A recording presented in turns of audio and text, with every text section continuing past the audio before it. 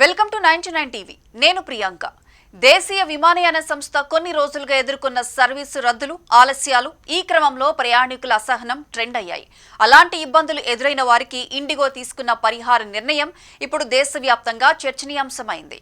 గత డిసెంబర్ 3 నుంచి 5 వరకు కొన్ని ఫ్లైట్ల రద్దు, ఆలస్యం కారణంగా ఇబ్బంది పడిన ప్రయాణికుల కోసం 10,000 రూపాయల విలువైన ట్రావెల్ ఓచర్ను ఇండిగో ప్రకటించింది. ఈ ఓచర్లు 12 నెలల వరకు ఉపయోగించుకోవచ్చు. ఈ ప్రకటన వెనుక ప్రయాణికులు విమాన సర్వీసుల రద్దు వల్ల ఎన్ని ఇబ్బందులు చూశారో ఇప్పుడు స్పష్టమవుతోంది. పరీక్షలకు వెళ్లే విద్యార్థులు, ఆఫీసుకు చేరే ఉద్యోగులు, అత్యవసరంగా ప్రయాణించే కుటుంబాలు, ఇలా చాలా మంది ప్రభావితం అయ్యారన్నది వాస్తవం. వీటిలో ఎవరు ఓచర్కి అర్హులవుతారో చూద్దాం. ఓచర్ డిజిటల్ గా అందుతుంది. రీఫండ్ తీసుకున్న ప్రయాణికులు కూడా కొన్ని సందర్భాల్లో అర్హులు కావచ్చు.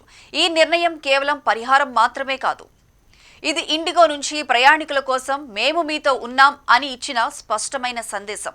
సాధారణంగా ఇండిగో సంస్థ ప్రతిరోజు 2,200కు పైగా సర్వీసులు నడుపుతోంది. మార్గాల్లో లక్షల మంది ప్రయాణికులను గమ్యస్థానాలకు చేరుస్తోంది. ఇంత పెద్ద నెట్వర్క్ లో అతి సూక్ష్మమైన దాదాపు 138 లోపాలను భూతద్దంలో వెతికి పట్టుకున్నాం. వాటిని సరిచేసే పనిని యుద్ధ ప్రాతిపదికన చేస్తున్నామని సంస్థ సీఈఓ పీటర్ ఎల్బర్స్ చెప్పారు. గందరగోళ పరిస్థితులను సవాల్గా తీసుకుని సరిచేస్తున్న చెబుతున్నారు. ఇక మరోవైపు విమాన సర్వీసులు రద్దవటం సాధారణం కాదని భావిస్తూ కేంద్రం దర్యాప్తు ప్రారంభించింది. కానీ ఇండిగో స్వచ్ఛందంగా ఒక అడుగు ముందుకు వేసి జరిగిన నష్టాన్ని పరిహారం ద్వారా నమ్మకాన్ని పునరుద్ధరించాలని నిర్ణయించింది. 2 అంశాలు స్పష్టంగా తెలుస్తున్నాయి. 1, ఇండిగో యొక్క ఈ నిర్ణయం ప్రయాణికుల అసహనాన్ని కొంత తగ్గించింది. 2, ఇది భారత విమానయాన రంగానికి ఒక వేకప్ కాల్. భవిష్యత్తులో ఇతర ఎయిర్లైన్స్ కూడా ఇలాగే బాధ్యత తీసుకుంటాయా?